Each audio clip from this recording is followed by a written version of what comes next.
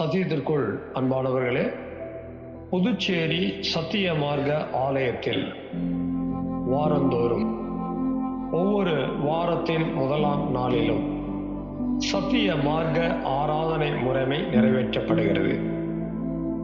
சத்திய மார்க்க ஆராதனை முறைமையில் நிறைவேற்றப்படுகிற 3 சத்தியங்கள் மிக முக்கியமானது.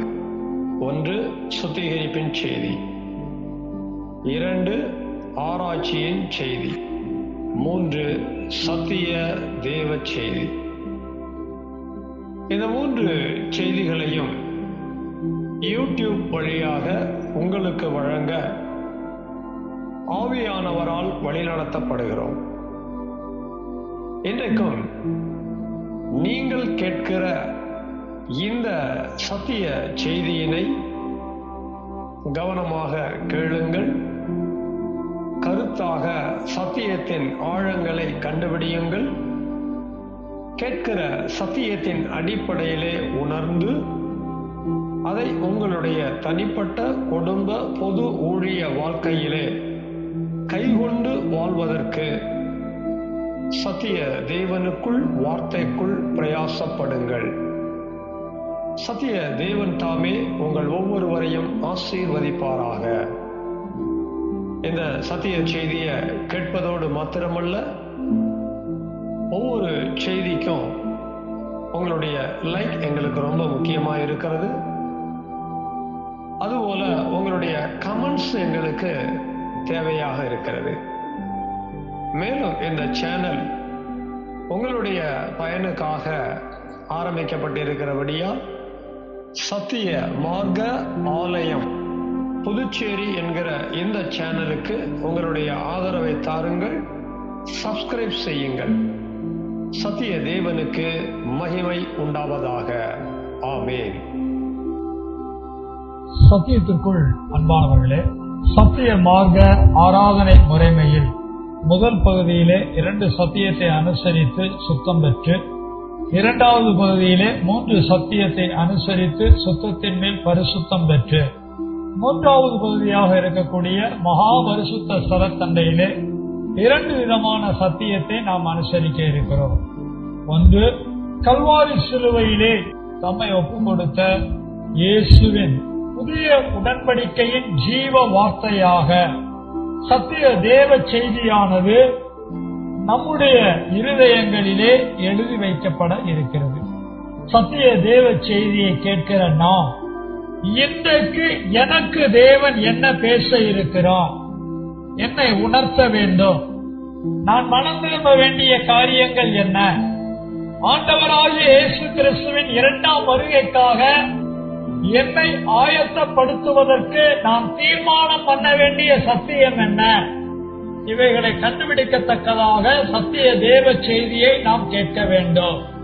சத்திய தேவ செய்தியை கேட்டு மனம் திரும்பி ஜெபித்த பிறகு மே மாதத்தினுடைய 1ஆம் வாரத்தின் 1ஆம் நாளாக இருக்கிறபடியினால் சத்திய பந்திய போஜனத்தை பானத்தை பங்கெடுத்து புசித்து பானம் பண்ண இருக்கிறோம். நான் சத்திய பந்திக்கும் போஜன பானத்தையும் புசித்து குடிப்பதற்கு பாத்திரமாய் இருக்கிறேன் என்று சொல்பவர்கள் அல்லது உணர்த்தப்படுகிறவர்கள் சத்திய பந்தியிலே தாராளமாக பங்கெடுக்கலாம். சத்திய பந்தியை நிறைவேற்றிய பிறகு கல்வாரி சிலுவையிலே கர்த்தராகிய இயேசு கிறிஸ்து ஜீவ கிருபையாக தன்னை ஒப்புக் கொடுத்தார். கிருபாசன தண்டையிலே இயேசுவை கொண்டு நாம் தைரியமாக சேர்ந்து நம்முடைய ஆரோக்கியத்துக்காக, ஆசீர்வாதங்களுக்காக, விடுதலைக்காக ஜெபிக்க இருக்கிறோம். நம்முடைய ஜெபத்திற்கு தேவனுடைய ஜீவ கிருபை சகாயம் இரக்கம் உண்டாக ஏற்ற சமயத்திலே நமக்கான பதிலும் உண்டாகும் என்று விசுவாசிக்கிறோம். இந்த 2 சத்தியத்தையும் நாம் அனுசரிக்கும் போது நமக்குள்ள கிடைச்சிருக்கிற பரிசுத்தம் மகா பரிசுத்தமும் பூரணப்பட இருக்கிறது.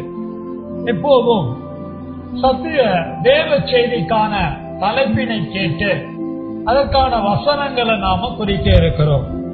சத்திய தேவ செய்திக்கான தலைப்பு ஆவியின் கனியற்ற சத்தியம்.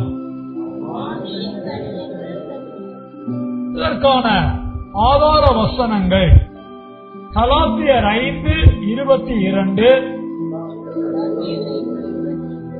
எரேமியா 31:13, யோவான் 16:20. 3 வசனங்களை பிரித்துக் கொண்டோம். ஒவ்வொரு வசனத்தையும் ஒவ்வொரு நபர் வாசிக்க, அதை நாம் தேவ மகிமைக்காக கேட்போமா?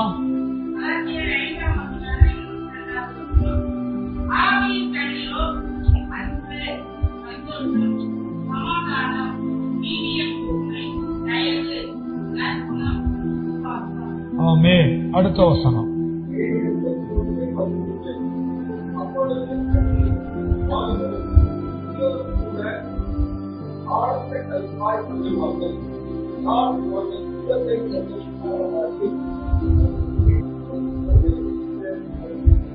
ஆமென். அடுத்த வசனம் யோவான் 16:20 ஒருவர் வாசிக்க கேட்போம்.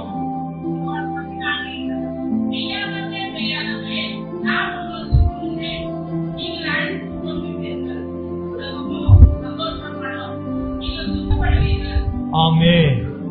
ஆவியின் கனியற்ற சத்தியம். இப்படி ஒரு தலைப்புல ஒரு பிரசங்கம் இருக்குமா? கேள்விக்குறிதான். ஆவியின் கனி. இப்படி ஏராளமான பிரசங்க தலைப்புகள் பிரசங்கம் செய்யப்பட்டு வருகிறது. தேவ ஜனமாகிய நாம, சத்திய மார்க்கத்தாராகிய நாம் ஆவியின் கனிக்கு முக்கியம் கொடுக்க வேண்டும். ஆவியின் கனியை நம்முடைய வாழ்க்கையிலே வெளிப்படுத்தி வாழ வேண்டும். ஒருவேளை ஆவியின் கனிய நாம் அறிந்திருந்தும் அந்த ஆவியின் கனியை நாம் வெளிப்படுத்தி வாழாமல் இருப்போம் என்றால் நாம் ஆவியின் கனியற்றவர்களாக இருக்கிறோம் என்று பொருள். ஆவியின் கனிய ஒவ்வொன்றா 3 பிரசங்கம் கேட்டோம். ஆவியின் கனியற்ற நிலை நமக்குள் இருக்கிறதா என்பதை 12 பிரசங்கமா நம்ம கேட்க இருக்கிறோம். அதுல ஒன்று, கடந்த வாரத்துல நம்ம ஆவியின் கனியாகிய அன்பு நம்மிடத்தில் வெளிப்படவில்லை என்றால், ஆவியின் கனி அன்பு அற்ற சத்தியமாக பகை நம்மிடத்தில் இருக்கும் என்பதை பிரசங்கமாக கேட்டு வந்தோம். பகை நம்ம கிட்ட இருக்கக்கூடாது. ஆனா கண்டிப்பா நம்ம கிட்ட என்ன இருக்கணும்? அன்பு இருக்கணும். ஏன் என்னால் அன்பை வெளிப்படுத்த முடியவில்லை என்றால், இன்னும் என்னிடத்திலே பகை ஒட்டி கொண்டிருக்கிறது. நான் மாம்சத்துக்குரியவன் அல்ல, ஆவிக்குரியவன். நான் பழைய ஏற்பாட்டு ஜனம் அல்ல, புதிய ஏற்பாட்டு ஜனம்.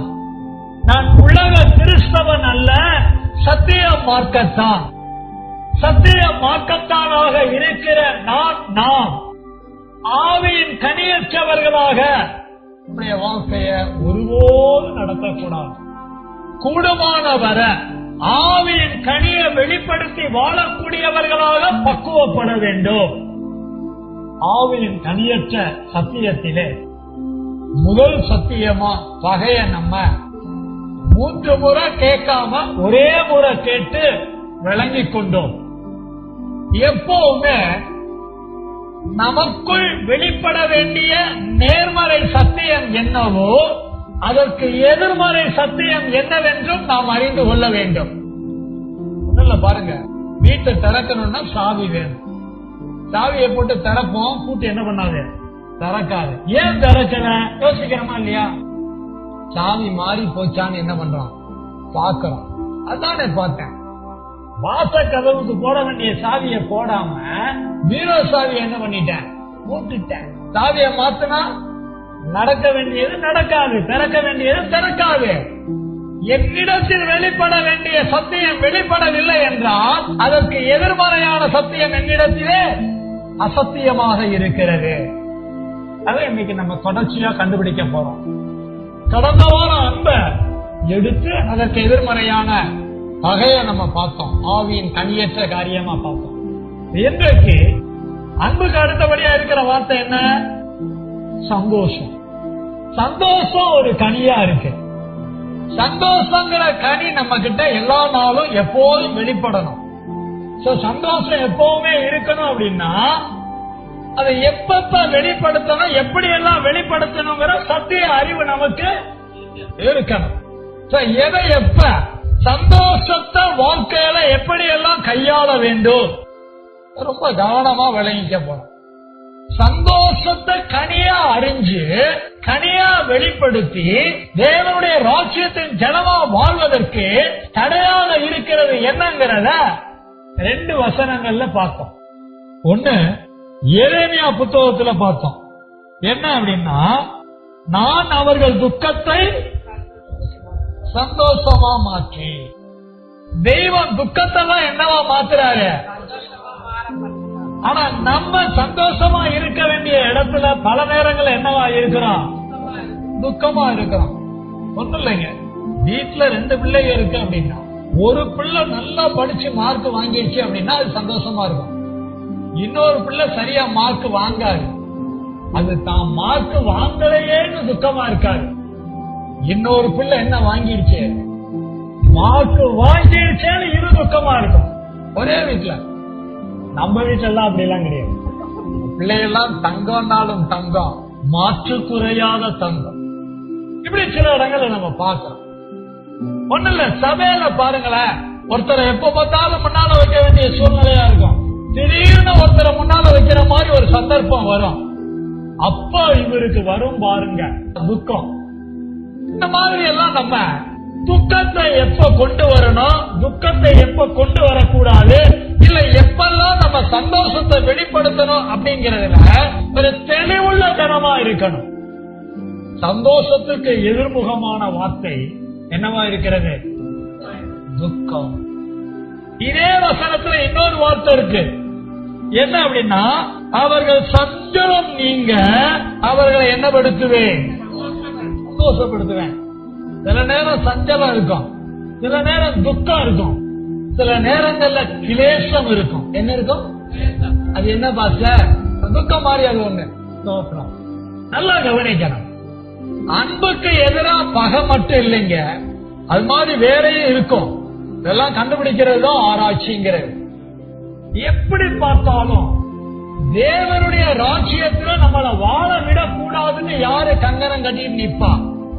பிசாசு நிப்பான். நம்ம என்ன பண்ணணும்? அந்த கங்கணத்தை அவுத்து போடணும். அவன் கட்டுற கங்கணத்தை என்ன பண்ணணும்? அவுத்து போடணும். அவன் கட்டுமா, நம்ம அவுக்கணும். அவன் கட்டுமா, நம்ம அவுக்கணும். எப்ப பார்த்தாலும் நம்ம கிட்ட துக்கத்தை கொண்டு வர பிசாசு பார்ப்போம். நம்ம எதை கொண்டு வரணும்? ஏன்னா அவரே என்ன சொல்றாரு? உன் துக்கத்தை சந்தோஷமாக மாற்றின்னு சொல்றாரா இல்லையா? புதிய ஏற்பாட்டுல கவனிங்களேன், யோவான் 16:20 இயேசு என்ன சொல்றாரு பாருங்க. உலகமா சந்தோஷப்படும், நீங்க துக்கப்படுவீங்கன்னு சொல்றாரு. பரவாயில்லையே, இயேசு சொல்லி இருக்கிறது சரிதான் அப்படின்னு நினைச்சிட வேண்டாம். ஆனாலும் என்ன சொல்றாரு? அப்படி ஒரு வார்த்தை பைபிள்ல ஆனால் அப்படி வருதுன்னாவே ஒண்ணும் இல்லன்னா இருக்கும், இல்ல நல்லது இருக்கும். நல்ல வேளை இயேசு நல்லது சொல்றாரு. உங்கள் துக்கம் சந்தோஷமாய் மாறும். பழைய ஏற்பாட்டிலையும் சரி புதிய ஏற்பாட்டிலையும் சரி சந்தோஷத்துக்கு எதிர்மறையான வார்த்தையாக நாம் கவனிக்கிறது என்னவென்றால், பலர் இருந்தாலும் மேஜரா துக்கத்தை நாம் எடுத்துக் கொள்ளுகிறோம். இப்ப உபதலைப்பு எழுதுவோமா? சந்தோஷம் ஒரு சின்ன ஐபன் போட்டு துக்கம். இல்ல பாஸ்டர், இப்படி எல்லாம் நீ சொல்ற மாதிரி சின்னதாலாம் என்னால எழுத முடியாது. சந்தோஷத்துக்கு எதிரான துக்கம் தான் நான் எழுதுவேன். எழுதிக்கங்க, வசதியா இருக்கும். ஸ்தோத்திரம். இப்ப வசனங்களை குறிப்போமா? முதல் வசனமா பிரசங்கி 7:3. இரண்டாம் வசனமா யோபு 14:22. மூன்றாம் வசனமா 2 கொரிந்தியர் 7:10. நான்காம் வசனமாக லூக்கா 18:24.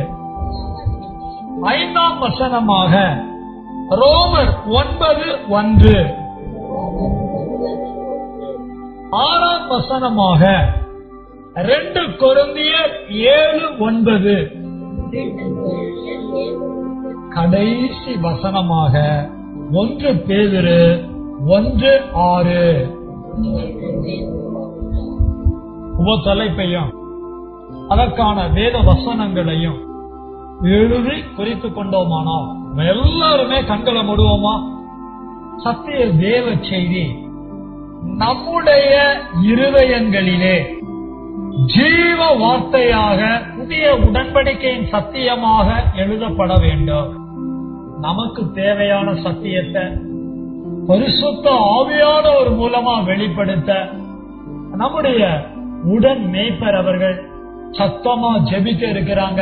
நம்ம எல்லாரும் ஜெபத்துல நம்ம ஒப்பு கொடுக்கலாமா? ஆமென், ஆமென். சத்திய வார்த்தையாகிய பிதா, குமாரன், பரிசுத்த ஆவியானவராயிருக்கிறார் தேவனுடைய தெய்வீக நாமத்திற்கு சகல துதியும் கனமும் மகிமையும் உண்டாவதாக. ஆமென். பிதாவாகிய தேவனுடைய இரக்கமும் குமாரனாகிய இயேசு கிறிஸ்துவினுடைய கிருபையும் பரிசுத்த ஆவியானவருடைய சமாதானமும் தேவனுடைய வார்த்தையினால் நமக்குள் பூரணமாய் உண்டாயிருப்பதாக. ஆமென். சத்தியத்திற்குள் அன்பானவர்களே, ஆவியின் கனிக்குரியவர்களாக நாம் வாழ வேண்டும். ஆவியின் கனியை வெளிப்படுத்தி நம்மால் வாழ முடியாவிட்டால் ஆவியின் கனி அற்ற அசத்தியம் நமக்குள் காணப்படும். தேவனுடைய ராஜ்யத்தின் புத்திரராக புத்திரிகளாக இருக்கக்கூடிய நம்மிடத்தில் அன்பு ஒரு கனியாக வெளிப்படுவது போல சந்தோஷமும் ஒரு கனியாக வெளிப்பட வேண்டும். இந்த சந்தோஷம் என்ற கனி நம்ம ஆவியில வார்த்தையில வெளிப்படணும். நம்முடைய ஆத்மாவில எண்ணங்கள்ல வெளிப்படணும். நம்முடைய சரீரத்துல கிரியைகளாக வெளிப்பட வேண்டும். சந்தோஷமா பேசணுங்க, சந்தோஷமா நினைக்கணுங்க, சந்தோஷமா செயல்படணுங்க. ஒருவேளை நம்மால சந்தோஷமா பேசவோ எண்ணவோ செயல்படவோ இயலாத அளவிற்கு நாம் இருப்போமானால் ஒருவேளை சஞ்சலமோ துக்கமோ நம்மிடத்தில் காணப்படும் என்பதை நாம் கண்டுபிடிக்க வேண்டும். துக்கத்தை பற்றி கிறிஸ்தவ மக்களுடைய புரிதல் என்ன? துக்கத்தை பற்றி சத்திய மார்க்க ஜனமாகிய நம்முடைய அறிதல் என்ன? இத வித்தியாசம் பார்க்கணும். இங்க கவனிங்க கொஞ்சம். எல்லாரும் வேத வசனங்களுக்குள்ள போறதுக்கு முன்னால இத கொஞ்சம் கவனிக்கணும். இந்த இன்ட்ரோவை நீங்க விளங்கிக்கிட்டீங்க அப்படின்னா வேத வசனங்களுக்குள்ள போகும்போது நமக்கு எளிதா விளங்கும். உலக வாழ்க்கையில ரொம்ப சந்தோஷமா ஜனங்க இருந்திருப்பாங்க. கூடி ஒன்னா கும்மாளம் அடிக்கும் போது சந்தோஷமா இருந்திருப்பாங்க. பொழுது நோக்கும் போது சந்தோஷமா இருந்திருப்பாங்க. ஒரு நிகழ்ச்சியில களியாட்டுக்களை செய்யும் போது சந்தோஷமா இருந்திருப்பாங்க. டூர் போகும்போது சந்தோஷமா இருந்திருப்பாங்க. நல்ல செலவு பண்ணும் போது சந்தோஷமா இருந்திருப்பாங்க. உலக வாழ்க்கையை எப்பவுமே எதற்கெடுத்தாலும் சந்தோஷம் சந்தோஷம் சந்தோஷமே வாழ்ந்திருப்பாங்க. ஆனா சில கிறிஸ்தவ மக்களை பாத்தீங்க அப்படின்னா மத்தவங்க பார்க்கும் போது அவ்வளவு சாமானியமா சிரிக்க கூட மாட்டாங்க. பாத்துருக்கீங்களா? சில கிறிஸ்தவ சபை மக்களை பாத்தீங்கன்னா நீங்க அவங்கள பார்த்து ஸ்தோத்திரம் அப்படின்னு சொன்னீங்களா, சீரியஸா ஸ்தோத்திரம் வைப்பாங்க. அவ்வளவு சாமானியமா பொன்முறுவல் கூட அவங்க கிட்ட என்ன பண்ணாது, வராது. ஏன் அப்படின்னா சிரிச்சுட்டா பாவம் பண்ணிடுவோம்னு அவங்களுக்கு ஒரு நினைப்பு. ரொம்ப சீரியஸா இருப்பாங்க. வீட்டுல எல்லாம் பாருங்களேன், யாரும் சிரிச்சு பேசிடக்கூடாது. அப்படியே ஸ்ட்ரிக்டா இருப்பாங்க, அப்படியே வரப்பாவே இருப்பாங்க. டிஃபன் ரெடியா, சாப்பிட்டு கிளம்பணும். என்ன பண்ற, படிச்சிட்டியா, வரமா போய் உட்காரு. அங்க என்ன சிரிச்சுட்டு இருக்கிற, கூத்தடிச்சு கும்மாளம் பண்ணிட்டு இருக்கியா, பச்சைன்னா பாரு, ஜாக்கிரதை. அப்படியே உம்முன்னே இருப்பாரு. என்னவா சிரிச்சா என்னவா போயிடும், ரொம்ப உலக பிரகாரமான மக்கள் மாதிரி நாங்க இருக்கிறது இல்ல அப்படின்னு அவங்க என்ன பண்ணிக்கிறாங்க, தங்களை சொல்லிக்கிறாங்க, காட்டிக்கிறாங்க. பாருங்களேன், முடி லேசா வளர்ந்துட்டா போதும், பாரு பாவி போறான் பாரு. கலர் சட்டை ஒரு மாதிரி கலர் கலரா போட்டான்னு வச்சுங்களேன், அங்க பாரு அக்கிரமக்காரன் போறான் பாரு. சிரிச்சுட்டான்னு வச்சுக்கோமே, அவ்வளவுதான், பாதாளத்துக்குரிய இங்க நிக்கிறான் பாரு. இப்படியே சொல்லுவாங்க. சிரிக்க கூடாது, சந்தோஷமா இருக்க கூடாது, எப்ப பார்த்தாலும் எப்படி இருக்கணும், சீரியஸா தான் அவங்க பரிசுத்தமா நினைக்கிறாங்க. அந்த சீரியஸா தான் ஆண்டவருக்கு பிரியமான காரியமா நினைக்கிறாங்க. அல்லாஹ் எப்படிப்பட்டவங்கன்னு நம்ம எடுத்துக்கிறது தெரியல. இப்ப நீங்க என்ன பாச சொல்ல வரீங்க? சீரியஸா இருக்கணுமா, சிரிச்சுக்கிட்டே இருக்கணுமா, எது பாச சரி? எல்லாமே இப்ப வசனங்கள்ல பார்க்க போறோம். துக்கப்பட வேண்டிய காரியத்துக்கு என்ன பட்டுதான் ஆகணும்? துக்கமான நேரங்கள்லயும் சந்தோஷமா இருக்க வேண்டிய காரியங்கள்ல சந்தோஷமா இருந்துதான் ஆகணும். அதே மாதிரி நம்ம அடைய வேண்டிய துக்கம் என்ன, நம்ம அடையக்கூடாத துக்கம் என்ன, இந்த வித்தியாசத்தெல்லாம் நம்ம வசனத்துல பார்க்க போறோம். இந்த வித்தியாசங்களை வசனத்துல பகுத்து அறியாததுனாலதான் உலக வாழ்க்கையில எப்ப பட்டாலும் சிரிச்சுக்கிட்டே சந்தோஷமா இருந்து வாழ்க்கையை அனுபவிச்சிட்டோம். இப்ப ஆண்டவருக்குள்ள வந்துட்டோம். இப்ப எப்ப பார்த்தாலும் ரொம்ப சரியா இருக்கிற மாதிரி நினைச்சுக்கிட்டு இருக்கிறோம். ரெண்டுமே நல்லது கிடையாது. ரெண்டையும் பேலன்ஸ் பண்ணி எப்படி நாம் வாழ வேண்டும் என்பதை தெய்வம் நமக்கு வெளிப்படுத்த போகிறார். ஸ்தோத்திரம். இப்ப பிரசங்கி 7:3 ஒருவர் தேவ மகிமைக்காக வாசிக்கிறோம். எல்லாரும் கேட்கலாமா?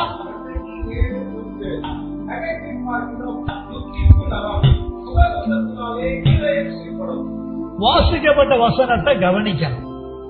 நகைப்பை பார்க்கல எது நலமா? துக்கிப்பு நலம். நம்ம சந்தோஷமா இருக்கணும், துக்கப்படக்கூடாதுன்னு இயேசு சொன்னார்னு கொஞ்சம் முன்னால சொன்னேன். இப்ப என்னன்னா நகைப்பை பார்க்கல எது நல்லதுன்னு பைபிள்ல எழுதி இருக்குது, துக்கிப்பு நலம்னு எழுதி இருக்குது. இப்ப நாங்க அதை ஏத்துக்கிறதா இதை ஏத்துக்கிறதா? ரெண்டுல ஒண்ணு எங்களுக்கு எதையாவது சொல்லு. எங்களுக்கு நேரம் ஆகுது, வெயில் வேற உச்சிய பொழக்குது, வேத்து வேத்து வடியுது, டீஹைட்ரேட் ஆகுது. ஏதாவது ஒரு குளுக்கோஸ் குடுக்குறியா? ஒன்னும் தர மாட்டேங்கிற, நீயும் குடிக்க மாட்டேங்கிற, எங்களையும் குடிக்க விட மாட்டேங்கிற. தெரியாம எதையாவது குடிச்சா அதை ஓர கண்ணில் பார்த்துட்டு இடையில வேற சொல்லி கட்டுற. நல்லா கவனிக்கணும். நகைப்பு யாருக்கு வரும் அப்படின்னா, சந்தோஷமா இருக்கிறவங்களுக்கு தான் என்ன வரும்? நகைப்பு வரும். அதே மாதிரி பாத்தீங்கன்னா பரியாசக்காரனுக்கு கூட என்ன வரும்? நகைப்பு வரும். இப்ப நீ சந்தோஷத்தினால நகைக்கிறியா, பரியாசத்தினால நகைக்கிறியா? இந்த வித்தியாசத்துல என்ன செய்யணும்? கண்டுபிடிக்கணும். நகைப்பை பார்க்கிலும் துக்கிப்பு நலம் என்பதும் நமக்கு தேவை. நமக்குள் தேவனுடைய ராஜ்யத்திற்கு எதிரடையாக இருக்கக்கூடிய துக்கமும் நீங்கி சந்தோஷமும் உண்டாக வேண்டும். ரெண்டுமே தேவை. கசப்பு தேவையா, இனிப்பு தேவையா? ரெண்டுமே தேவை. அதுக்காக எப்ப பார்த்தாலும் பாவக்காவே சாப்பிட்டு இருக்க முடியாது. அதே மாதிரி எப்ப பார்த்தாலும் இனிப்பையே சாப்பிட்டு இருக்க முடியாது. ரெண்டையும் பேலன்ஸா என்ன பண்ணணும்? சாப்பிடணும், எடுத்துக்கணும். அப்பதான் நமக்கு ஆரோக்கியம். எப்ப துக்கம் வேணுமோ அப்ப துக்கத்துக்கு இடம் கொடுக்கணும். எப்ப சந்தோஷத்துக்கு இடம் கொடுக்கணுமோ அப்ப எதுக்கு இடம் கொடுக்கணும்? சந்தோஷத்துக்கு இடம் கொடுக்கணும். எப்ப பாஸ்டர் துக்கத்துக்கு இடம் கொடுக்கணும்? சீக்கிரம் சொல்லுங்க, கவலைப்படாதீங்க. வசனம்லாம் வரிசையா இருக்கு, பார்க்கத்தான் போறோம். எப்ப சந்தோஷம் வேணும் சொல்லுங்க பாஸ்டர், அதுவும் வசனம் இருக்கு, எல்லாத்தையும் பார்க்கத்தான் போறோம். என்ன மாதிரி சந்தோஷம் வேணும், என்ன மாதிரி துக்கம் வேணும், குறிப்பா என்ன மாதிரி துக்கம் நீங்கி என்ன மாதிரியாக சந்தோஷம் உண்டாக வேண்டும் என்பதையெல்லாம் நாம் அறிந்து கொள்ள போகிறோம். தேவனுக்கு மகிமை. ஒரு அல்லேலூயா சொல்லுவோமா? ஒரு ஓசியானா சொல்லுவோமா? ஒரு ஸ்தோத்திரம் சொல்லுவோமா? தேவனுக்கு மகிமை. இப்ப அடுத்த வசனத்தை நம்ம வாசிக்க கேட்போம்.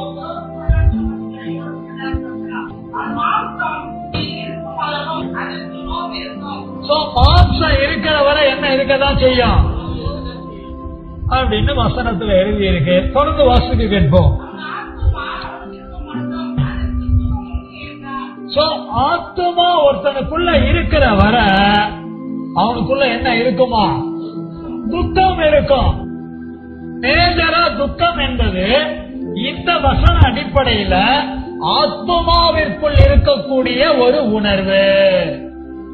அப்புறம் என்ன பாஸ்டர், எல்லாம் வசனத்துல எழுதி இருக்குல்ல, நமக்குள்ள ஆத்மா இருக்கிற வரை என்ன இருக்கும், அப்புறம் துக்கப்படாதுன்னு நீயே இயேசு சொல்லிக்கிட்டே இருக்கிறீங்க.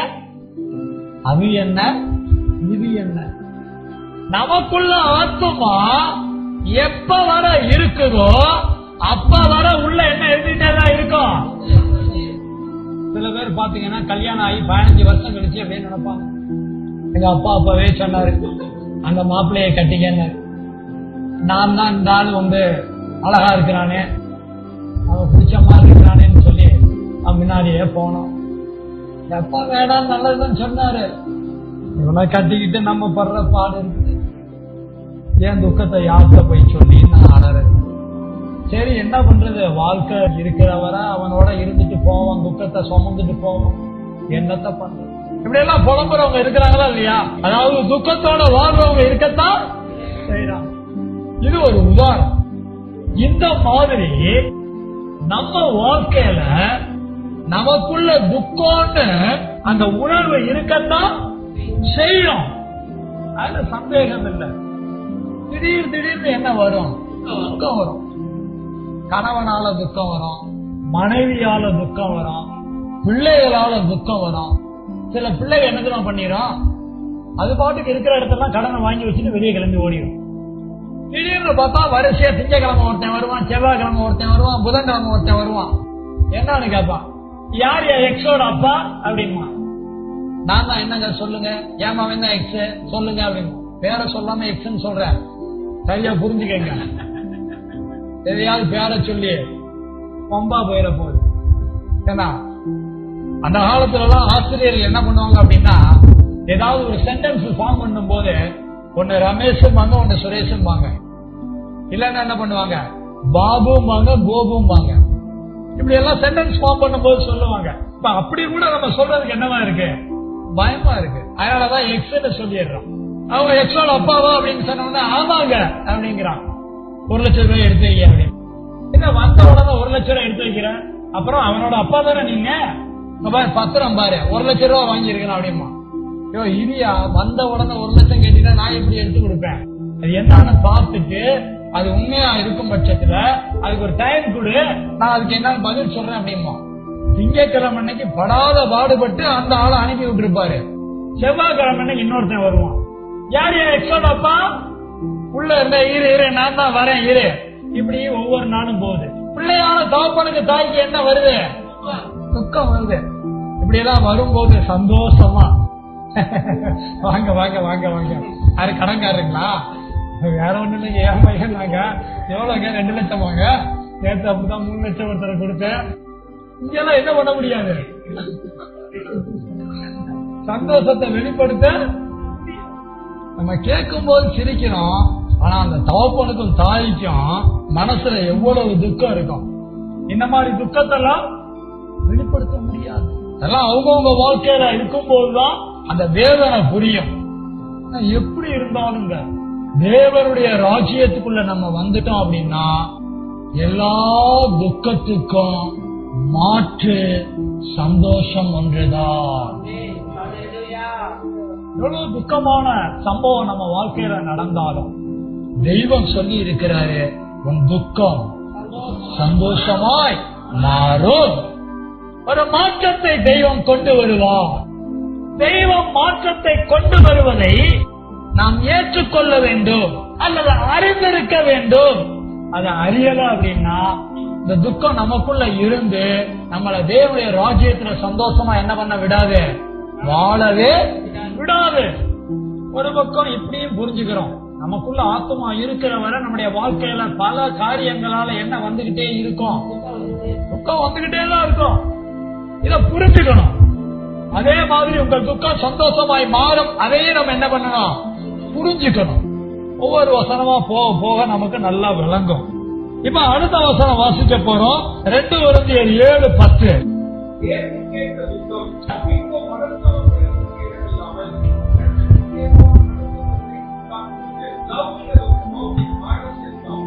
வாசிக்கப்பட்ட வசனத்தை கவனிச்சீங்கன்னா 2 விதமான துக்கம் இருக்கு. எத்தனை விதமான துக்கம்? 2 விதமான துக்கம். கொஞ்சம் கவனமா கேளுங்க மெசேஜ. கொஞ்சம் கவனமா கேட்கலன்னா உங்களுக்கு புரியவே புரியாது. நீங்க வேற ஏதோ கவனிச்சுக்கிட்டு இருந்தீங்க, வேற ஏதோ யோசிச்சுக்கிட்டு இருந்தீங்க அப்படின்னா சத்தியம் விளங்காது. ஒண்ணு தேவனுக்கேற்ற துக்கம். இந்த துக்கம் என்னாலும் நமக்குள்ள இருக்கணும். யாருக்கேற்ற துக்கம்? இன்னொரு துக்கம் என்ன தெரியுமா? லௌகீக துக்கம்.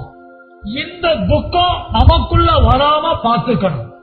பாருங்க, நம்ம பிள்ளைங்க ஒரு தப்பு பண்ணிடுச்சு, அதனால நமக்கு ஒரு பிரச்சனை வருது அப்படின்னா அந்த துக்கம்ங்கிறது யதார்த்தமானது, அதுவும் நிரந்தரம் கிடையாது.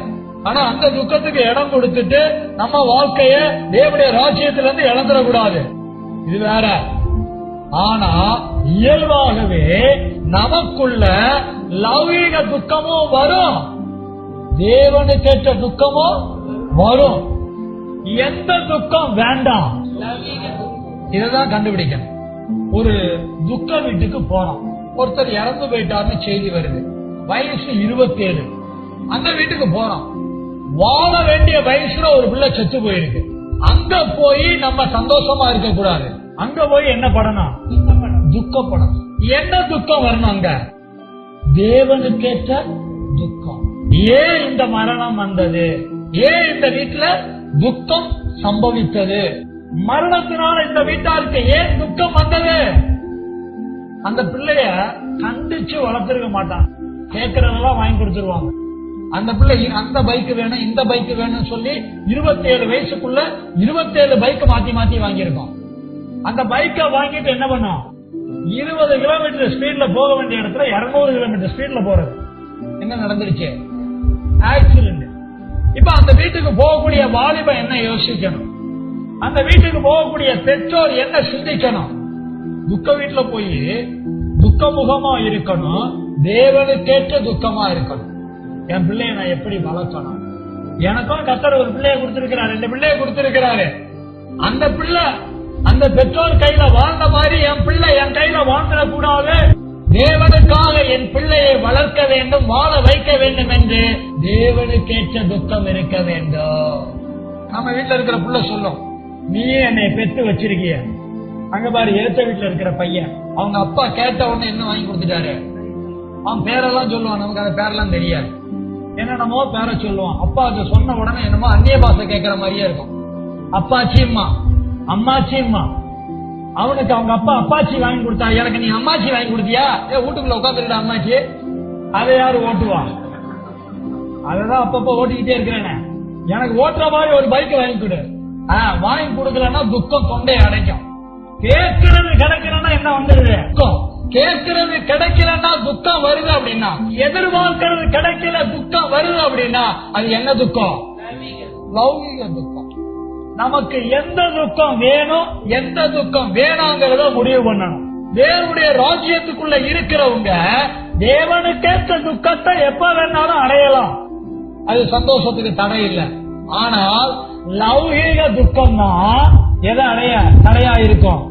தேவனுடைய ராஜ்யத்துக்குரிய சந்தோஷத்தை அடைய தடையா இருக்கும். நீங்க ஆண்டவரை ஏத்துக்கிட்டதுக்கு அப்புறம் இந்த உலகத்துல உங்களுக்கு பிடிச்ச மாதிரி பாவ வாழ்க்கையை நடத்த முடியாது. ஆரம்பத்துல துக்கமா தெரியும், ஆனால் அது தேவனுக்கேற்ற துக்கமா இருந்துச்சுன்னா இந்த பாவம் எல்லாம் இப்ப நான் செய்யறது இல்ல அப்படிங்கிற எண்ணம் உண்டாகும், தேவனுடைய ராஜ்யத்துக்குரிய சந்தோஷம் உண்டாகும். இன்னும் தேவனுக்கேற்ற துக்கத்தையும் லௌகிக துக்கத்தையும் இன்னும் பிரிச்சு பிரிச்சு பார்க்கணும். தேவனுக்கேற்ற துக்கம் எப்பவுமே நம்ம வாழ்க்கையில இருந்துகிட்டே இருக்கணும். அது பின்பு மனஸ்தாபப்படுவதற்கு ஏதுவானது அல்ல. லௌகிக துக்கத்துக்கு நம்ம இடம் கொடுத்தோம் அப்படின்னா அது பின்னால மனஸ்தாபப்பட்டு அது மரணத்தை உண்டு பண்ணுவதற்கு ஏதுவாக இருக்கிறது. மரணத்தை கொண்டு வருகிற லௌகீக துக்கத்துக்கு நாம இடம் கொடுக்காம நம்முடைய வாழ்க்கையை நடத்த வேண்டும். விளங்குதா? விளங்குறீங்களா? என்ன துக்கம் இருக்கக்கூடாது? ஞாயிற்றுக்கிழமை சர்ச்சுக்கு வந்தா விசேஷத்துக்கு போக முடியல, வேத ஆராய்ச்சிக்கு படிக்க வந்தா கையில காசை மிச்சம் பிடிக்க முடியல, புரியலையா? இது மாதிரி எல்லாம் துக்கம் என்ன பண்ணிடக்கூடாது, வந்துடக்கூடாது. லௌகீக துக்கம் உலகத்துல நேரத்தை செலவழிக்கிறது, உலக காரியங்களுக்காக தேவன் கொடுத்ததை முழுசா செலவழிக்கிறது, இப்படி எல்லாம் நம்ம துக்கப்பட்டு இருக்க கூடாது. லௌகீக துக்கத்துக்கு இடம் கொடுத்துட்டு இருக்க கூடாது. நாம தேவனுக்கேற்ற துக்கத்துக்கு வந்துட்டோம் அப்படின்னா லௌகீக துக்கம் என்னவாக மாறிவிடும்? தேவனுடைய ராஜ்யத்துக்குரிய சந்தோஷமாக மாறிவிடும். நமக்கு என்ன தேவை? தேவனுடைய ராஜ்யத்துக்குரிய சந்தோஷம். தேவனுடைய ராஜ்யத்துக்குரிய சந்தோஷத்துக்கு எதிரானதுதான் லௌகீக துக்கம். தேவனுடைய ராஜ்யத்துக்கு உரியதுதான் தேவனுக்கேற்ற துக்கம். நம்ம கிட்ட இருந்து ஒண்ணு போகுது அப்படின்னா அதனால என்ன படக்கூடாது? துக்கப்படக்கூடாது. சில பேர் பொண்ணு பார்த்திருப்பாங்க, நிச்சயம் எல்லாம் பண்ணிருப்பாங்க, திடீர்னு கல்யாணம் என்ன ஆயிரும்? கேன்சல் ஆயிரும். இப்ப கல்யாணம் கேன்சல் ஆயிடுச்சேன்னு சொல்லி இப்ப மனசுக்குள்ள எதுக்கு இடம் கொடுத்துடக்கூடாது? லௌகீக துக்கத்துக்கு இடம் கொடுத்துடக்கூடாது. இந்த கல்யாணம் நின்று போச்சுன்னா என்ன பரவாயில்ல, என் பிள்ளைக்கு இன்னொரு மாப்பிள்ளைய காண்பித்து இன்னொரு பொண்ணை காண்பித்து சரியான நேரத்துல தெய்வம் எதை நடத்தி வைப்பாரு? திருமணத்தை நடத்தி வைப்பாரு. நம்ம ஒரு பிசினஸ் ஆரம்பிக்கிறோம், இந்த பிசினஸ்ல ஒரு தொய்வு, அந்த பிசினஸ்ல ஒரு நஷ்டம், அந்த பிசினஸ் ஒண்ணு இல்லாம போகுது. இப்ப மனசுல என்ன வந்துடக்கூடாது? லௌகீக துக்கம் வந்துடக்கூடாது. ஒரு அம்மா கேட்டுச்சு, அந்த அம்மா ஆசிரியர், அந்த அம்மா தேவ சமூகத்துக்கே போறதே இல்லையா, எப்ப பார்த்தாலும் துக்கத்தோடயே இருக்கும். நம்ம போன உடனே இன்னும் ரொம்ப முகத்தை பாத்தீங்கன்னா இப்படி வச்சிடும். என்னமா ரொம்ப இப்படி பறிவெடுத்த மாதிரி இருக்கிறீங்க? ஆமா, நான் இருக்கும்போது ஆண்டவர் என் வீட்டுக்காரர் என்ன பண்ணிட்டாரு? எடுத்துட்டாருங்க. முதல்ல என்னதானே எடுக்கணும்? அது எப்படி ஆண்டவர் என் வீட்டுக்காரர் எடுக்கலாம்?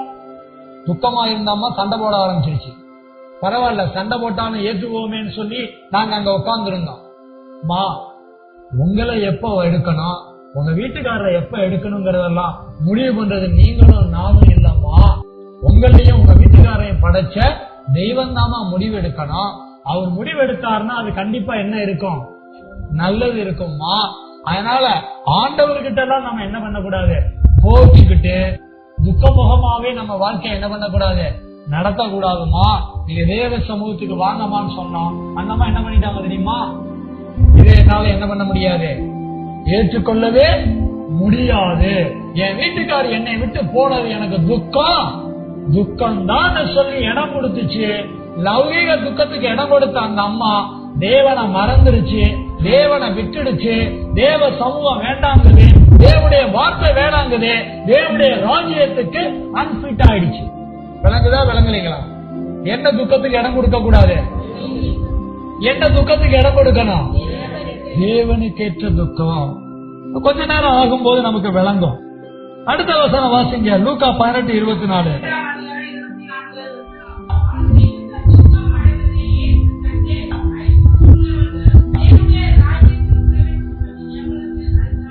தேவனுடைய ராஜ்யம் வருதா இல்லையா? தேவனுடைய ராஜ்யத்துல பிரவேசிப்பதற்கு ஐஸ்வர்யம் உள்ளவர்கள் முடியாதுன்னு இயேசு சொல்ல வராரு. பாருங்க, ஐஸ்வர்யம் உள்ளவர்கள் தேவனுடைய ராஜ்யத்துக்கு பிரவேசிப்பது எவ்வளவு? பெரும்பாலும் ஐஸ்வர்யவன் எங்க உள்ள போக முடியாது, உள்ள போக முடியாது. ஏன்? ஐஸ்வர்யம் தேவனுடைய ராஜ்யத்துக்குள்ள போவதற்கு தடையாக இருக்கும். இந்த தடை இங்க என்னவா காட்டுது அப்படின்னா, இயேசு கிட்ட ஒரு வாலிபன் வர்றான். இயேசுவின் காலகட்டங்கள்ல இயேசு கிட்ட வந்துட்டு ஒருத்தன் மிகுந்த துக்கத்தோட போனான்னா அது இவன் ஒருத்தனா தான் இருப்பான். இயேசு கிட்ட வந்தா கண்டிப்பா என்னதான் கிடைக்கும்? சந்தோஷம் தான் கிடைக்கும். இயேசு கிட்ட வந்த எல்லாரும் சந்தோஷம் அடைஞ்சாங்க.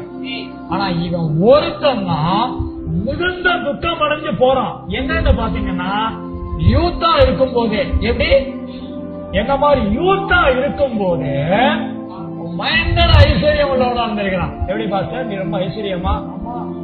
நான் வேற மாதிரி ஐஸ்வர்யம். இங்க பாத்தீங்க அப்படின்னா இவன் கிட்ட இருக்கிறதெல்லாம் இயேசு விற்க சொல்றாரு. அவன் இயேசு கிட்ட வந்து கேள்வி கேட்கிறான், நான் நித்திய ஜீவனை பெறணும் அப்படிங்கிறான். ரொம்ப நல்ல புள்ள மாதிரி வந்து பேசுறான். என்ன பெறணும்? துபாயில ஒரு எஸ்டேட் வாங்கணும். துபாயில எஸ்டேட்டா? கடல் இருக்கிறதுல எங்க பாஸ்டர் எஸ்டேட்?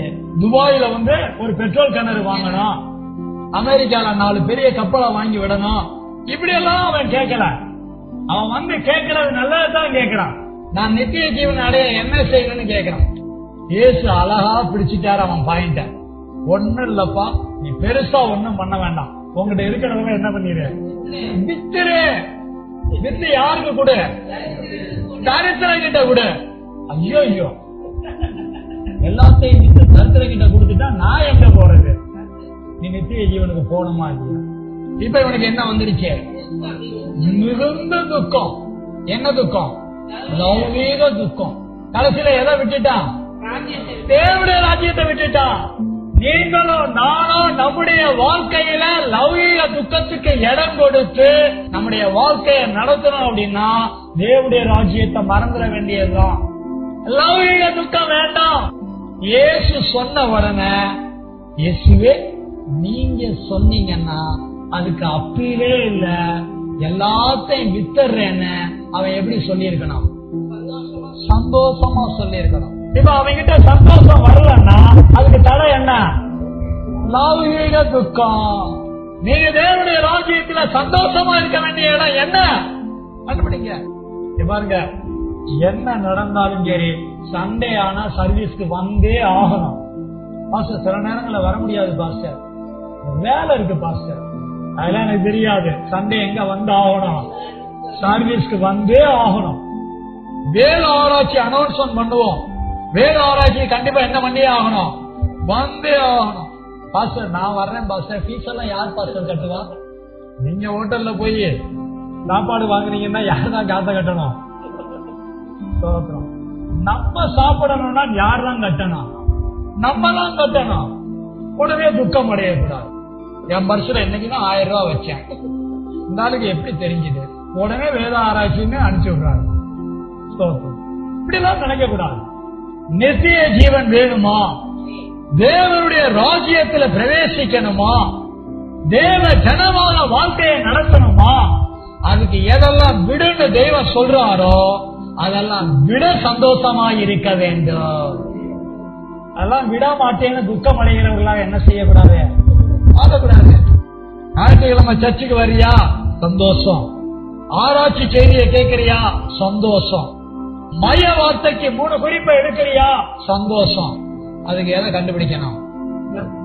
அதான் பாச துக்கமா இருக்கு. வேத வசனம் கண்டுபிடிக்கிறது உனக்கு துக்கமா? ஆமா, வார வாரம் கொடுக்குறிய, ஆமா வார வாரம் வாழ்றிய. வார வாரம் தேவனுடைய ராஜ்யத்துல வாழணும்னா வார வாரம் என்ன கண்டுபிடிக்கணும்? வசனம் கண்டுபிடிக்கணும். ஆமாம் பாஸ்டர், ஆராய்ச்சி செய்தியில வசனம் கண்டுபிடிங்கிற, வேத ஆராய்ச்சி படிச்சா அதுக்கு வசனம் கண்டுபிடிங்கிற, தனிப்பட்ட வாழ்க்கைக்கு வசனம் கண்டுபிடிங்கிற, குடும்ப வாழ்க்கைக்கு வசனம் கண்டுபிடிங்கிற, வேற எதையாவது சொல்லி வசனம் கண்டுபிடிங்கிற. வேற எங்களுக்கு புலப்பிள்ளையா பாஸ்டர்? இருக்கதான் செய்யும். என்ன இருந்தாலும் தேவனுடைய ராஜ்யத்துக்குள்ள சந்தோஷமா தேவனுக்கேற்ற துக்கம் அடைந்து தேவனுடைய ராஜ்யத்துக்குள்ள பிரவேசிக்க வாழ வேண்டுமானால் நாம் சொல்வதற்கெல்லாம் கீழ்ப்படிந்து வாழ வேண்டும். நாம பட வேண்டிய துக்கம் என்ன துக்கம்? எல்லாரும் சொல்லுங்க, தேவனுக்கேற்ற துக்கம். அதுதான் தேவனுடைய ராஜ்யத்துக்குள்ள கொண்டு போகும். இந்த வாலிபனை போல என்ன துக்கம் வரக்கூடாது? லௌகீக துக்கம் வரக்கூடாது. அடுத்த வசனம்,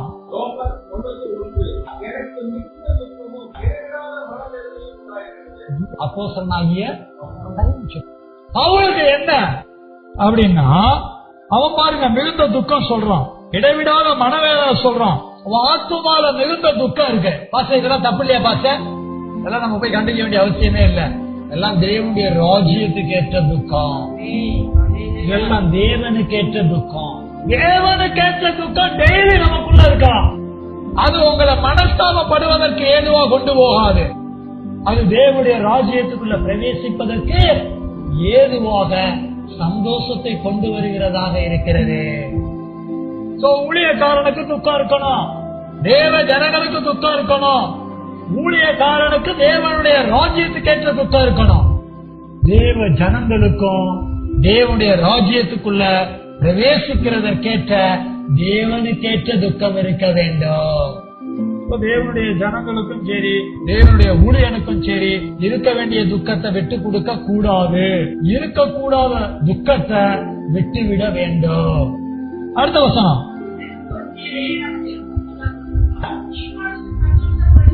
இப்போ சந்தோஷப்படுறீங்களா? நல்லது, வாசிங்க. நீங்கள் துக்கப்பட்டதற்காக அல்ல,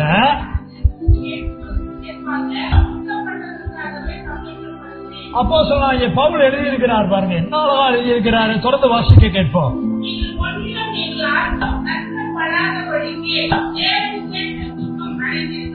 பவுல் சபை மக்களை அப்பப்ப துக்கப்படுத்தி இருக்கிறான். சபை அப்பப்ப தேவ ஜனங்களை என்ன படுத்தி இருக்கிறான்? ஆமா, எப்பெல்லாம் சபை மக்கள் தேவனுடைய ராஜ்யத்துக்கு ஏற்ற வாழ்க்கைய வாழலையோ அப்பெல்லாம் கண்டிச்சிருக்கிறான், அப்பெல்லாம் குத்தி பேசி இருக்கிறான், அப்பெல்லாம் சத்தியத்தை எடுத்து சொல்லி இருக்கிறான். அதை கேட்கும் போது சபை மக்களுக்கு என்னவா இருந்திருக்கு? துக்கமா தான் இருந்திருக்கிறது. ஆனா அந்த துக்கத்தை நல்ல துக்கமா எடுத்துக்கிட்டானா இல்லையா? தேவனுக்கு துக்கமா எடுத்துக்கிட்டானா இல்லையா? நமக்கும் சபையில அவ்வப்போது குத்தி உணர்த்தி கண்டித்து சத்தியம் கொடுக்கப்படும். இதெல்லாம் நம்ம எப்படி எடுத்துக்க கூடாது? காசு என்ன குத்தி பேசுறாரு, காசு என்ன பத்தி சொல்றாரு, காசு எங்களையே சொல்லிட்டு இருக்கிறாரு, அப்படி என்ன பண்ண கூடாது? எடுத்துக்கொள்ள கூடாது. எப்படியாவது தேவனை கேட்ட துக்கத்தை நீங்க அடைஞ்சு அதன் மூலமாக தேவனுடைய ராஜ்யத்துக்குரிய சந்தோஷத்தை பெறணும்னு தான் இப்படியெல்லாம் அப்போஸ்தலனாகிய பவுல் எழுதி வச்சிருக்கிறாரு. அந்த வசனங்களை கொண்டு ஆவியானவர் சபைக்கு பேசிக்கொண்டே வருகிறான். ஒரு அல்லேலூயா சொல்லுவோமா? கடைசி வசனம் எப்பவுமே எல்லாரும் சேர்ந்து தானே வாசிப்போம். எல்லாரும் எடுத்துக்குவோமா? 1 பேரு 1:6 எல்லாரும் எடுப்போம். கடைசி வசனம் நம்ம வாசிச்சு ஒரு முடிவுக்கு வர போறோம். எல்லாரும் எடுத்தாச்சுன்னா சேர்ந்து ஒரு அல்லேலூயா சொல்லுவோமா? ஒரு ஓசியானா சொல்லுவோமா? ஒரு ஸ்தோத்திரம் சொல்லுவோமா? ஸ்தோத்திரம். இப்போது வாசிப்போம். இதிலே நீங்கள் மிகவும் சந்தோஷப்படுகிறீர்கள் என்றாலும் துக்கப்பட வேண்டியது அவசியமானதா? இப்பொழுது கொஞ்ச காலம் பலவிதமான சோதனைகளினாலே துக்கப்படுகிறீர்கள். ஆமென். முடிவுக்கு வந்துட்டோம். இங்க இதிலே நீங்கள் மிகவும் சந்தோஷப்படுகிறீர்கள் எழுதியிருக்கு பாத்தீங்களா? இது என்ன அப்படின்னா நித்திய ரட்சிப்புங்கிற சுதந்திரம். என்னங்க? அதை பத்தி தான் பேசிக்கிட்டே வர்றார். யாரு? பேதுரு.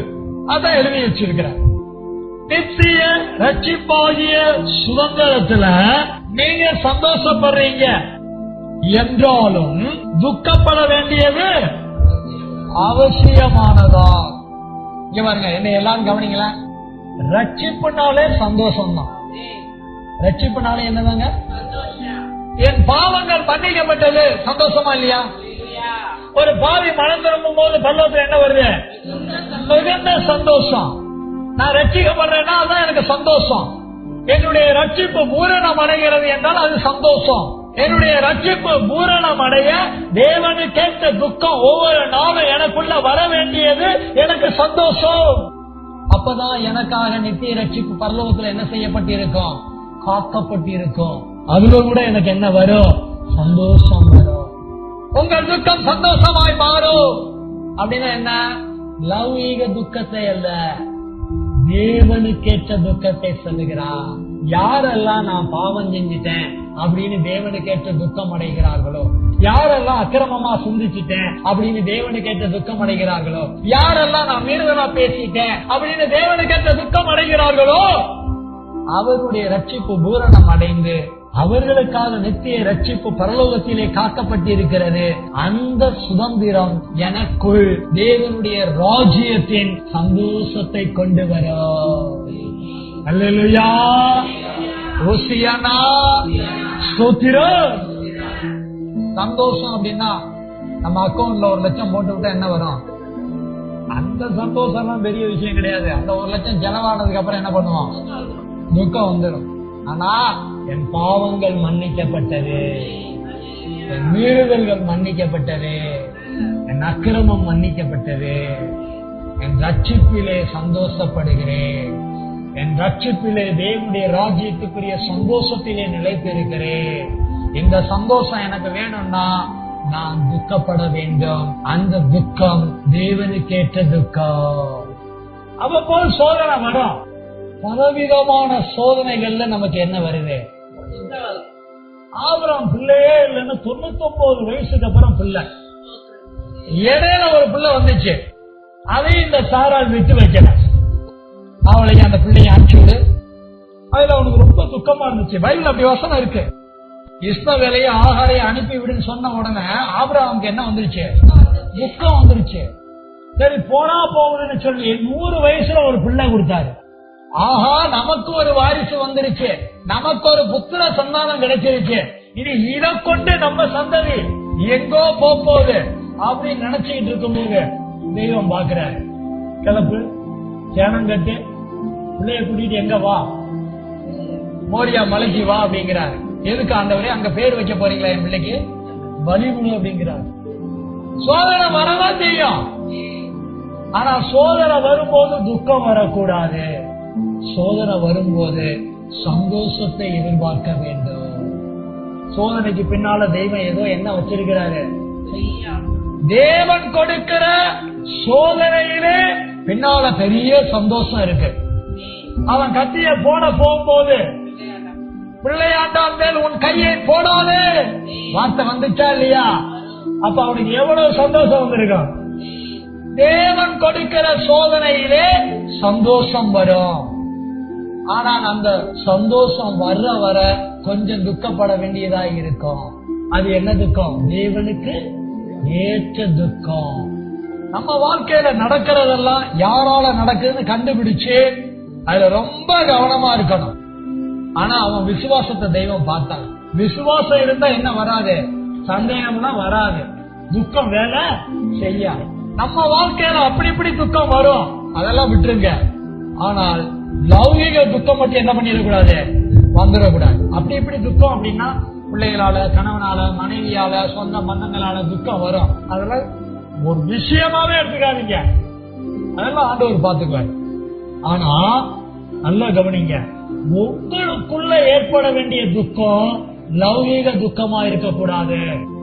நமக்குள்ள ஏற்பட வேண்டிய துக்கம் தேவனுக்கேற்ற துக்கமா இருக்கணும். ஒருவேளை நம்ம லௌகீக துக்கத்துக்கு இடம் கொடுக்கிறவங்களா இருக்கிறோம் அப்படின்னா பிசாசு பல சோதனைகளை என்ன பண்ணிக்கிட்டே இருப்பான்? கொண்டு வந்துகிட்டே இருப்பான். பிசாசு கொண்டு வர்ற சோதனை எது, தேவன் அனுமதிக்கிற சோதனை எதுங்கிறதெல்லாம் கண்டுபிடிக்காம நம்ம நம்முடைய வாழ்க்கையை நடத்திட்டோம் அப்படின்னா லௌகீக துக்கத்துக்கு இடம் கொடுத்துருவோம். தேவனுடைய துக்கத்துக்கு என்ன பண்ண மாட்டோம்? இடம் கொடுக்காம போயிருவோம். உலகத்தால வர்ற துக்கத்தை நம்ம ஒண்ணும் பண்ண முடியாது, புரிஞ்சுக்கங்க. நமக்குள்ள லௌகீகம் துக்கம் வர்றத கண்டுபிடிச்சு அதை வேண்டான்னு ஒதுக்க அறிவு வேணும். ஆனா நம்ம வாழ்க்கையில எப்பவுமே தேவனுக்காக துக்கப்படுகிற அனுபவத்தை டெய்லி வைத்துக் கொண்டே வாழ வேண்டும். துக்கிப்பு நலம் சொல்ற இடத்துல என்ன பண்ணி வைக்கணும்? தேவனுக்கேற்ற துக்கம். நமக்குள்ள வரக்கூடாத துக்கம் எது? லௌகீக துக்கம். ஒரு பைக் கிடைச்சவங்க இன்னொரு கார் வேணும்னு நினைப்போம் பாருங்க, லௌகீக துக்கம். ஏதோ ஒண்ணு நமக்கு கிடைச்சது இழந்து போயிருப்போம் பாருங்க, அதுதான் வெளியில இருந்து வரக்கூடிய துக்கம். அதெல்லாம் ஏன் வெளியில இருந்து வருது? நல்லா சம்பாரிச்சு வச்சிருப்போம், பிள்ளை அழிச்சிருக்கோம், இது வெளியே இருந்து நமக்குள்ள வர துக்கம். இதை கவலையே படாதீங்க. கத்தர் கொடுத்தா எப்படியோ அழிஞ்சு போச்சு, அதற்கும் பதிலாக கத்தர் என்ன பண்ணுவாரு? கொடுப்பார். அந்த மாதிரி ஒரு சிந்தனைக்கு வந்து விட வேண்டும். உலகத்துல வெளியில இருந்து வரக்கூடிய துக்கம் நம்மள என்ன பண்ணக்கூடாது? தாக்க கூடாது இன்னொருத்தரால. ஆனா நமக்குள்ளேயே லௌகீக துக்கம் உருவாகி நம்மள என்ன பண்ணிடக்கூடாது? கெடுத்துடக்கூடாது. ஆனா நமக்குள்ள தேவனுக்கேற்ற துக்கம் உருவாகி அது நம்மை சந்தோஷத்திற்குள் கொண்டு போய் நம்ம தேவனுடைய ராஜ்யத்தில் சேர்க்க வேண்டும். சத்தியத்தின் அடிப்படையில நாம மனம் திரும்ப வேண்டிய காரியம் என்னன்னு கண்டுபிடிச்சு மனம் திரும்ப நம்ம எல்லாரும் கண்களை மூடுவோமா? எல்லாரும் கண்களை மூடுவோம். எல்லாரும் கண்களை மூடுவோம். தேவனுடைய ராஜ்யம், தேவனுடைய ராஜ்யத்தின் புத்திரரா இருக்கிற நம்ம எப்படிப்பட்டவங்களா வாழ்க்கைய நடத்துறோம்? சந்தோஷத்தோட வாழ்க்கைய, ஆவியின் கனியோட வாழ்க்கைய நடத்துறோமா?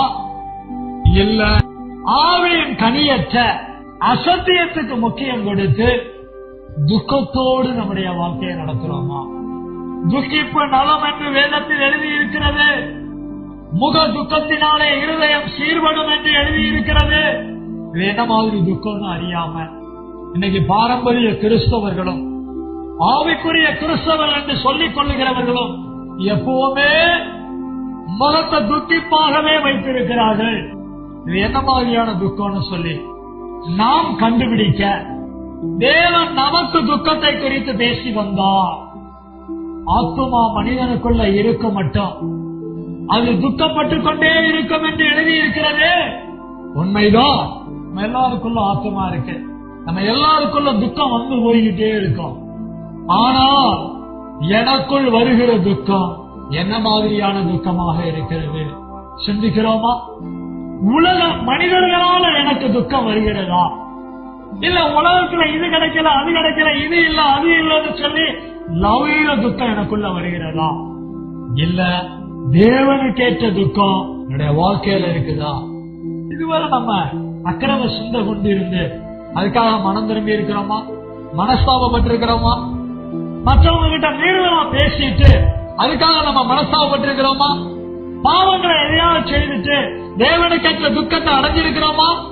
இதெல்லாம் முக்கியம்னு யோசிக்காம லௌகீக துக்கம், பிசினஸ் நல்லா இல்லையே, என் பிள்ளைக்கு கல்யாணம் ஆகலையே, எனக்கு சொந்த வீடு இல்லையே, எனக்கு காரு இல்லையே, எனக்கு வசதி இல்லையே, அவங்கள மாதிரி அழகா இல்லையே, அவங்கள மாதிரி நிறமா இல்லையே, இப்படியே லௌகீக துக்கத்தை கொண்டிருந்து தேவனுடைய ராஜ்யத்துக்குரிய சந்தோஷத்தை பற்றி சிந்திக்காம என் வாழ்க்கையை நடத்தி இருக்கிறேனா?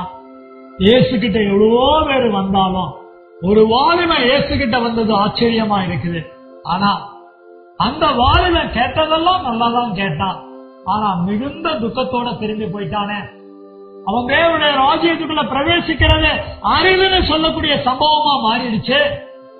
தேவனுடைய ராஜ்யத்துக்கு தடை மிகுந்த துக்கம் என்பத, உலகத்தால் வருகிற துக்கம் என்பத நான் கண்டுபிடிக்கிறேனா? தேவனுடைய ஊழியக்காரனுக்கு மிகுந்த துக்கம் இருந்துச்சான்.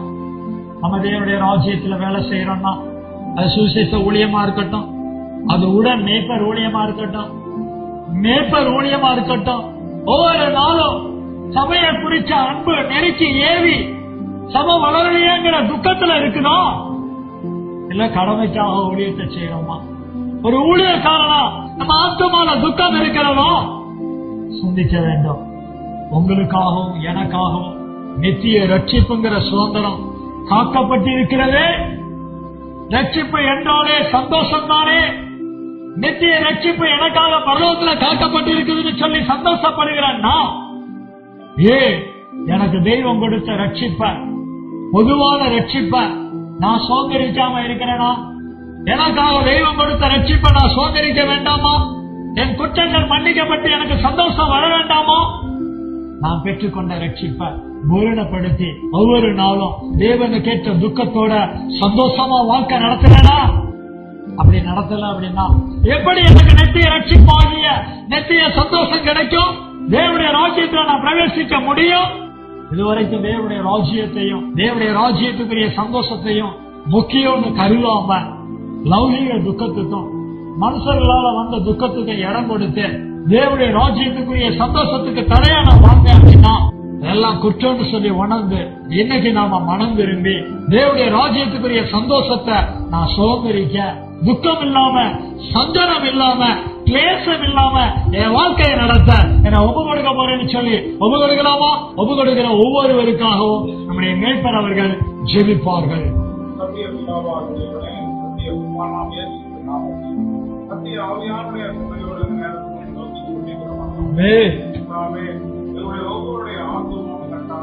அணியற்ற காரியங்களை அண்டவரே உடைய சித்தத்தின்படியாக ஆவின் கனியாகி ஆவி கனியற்ற சத்தியத்தை நாடுமே எழுதி கொடுக்க வேண்டும் என்ற வேறுபட்ட காரியங்களை வெளிப்படுத்துவதற்காக மகிமை செலுத்துகிறோம். ஆண்டவரே தேவனுடைய ராஜ்யத்தின் முக்கியமாக நாங்கள் காணப்படுவதற்கு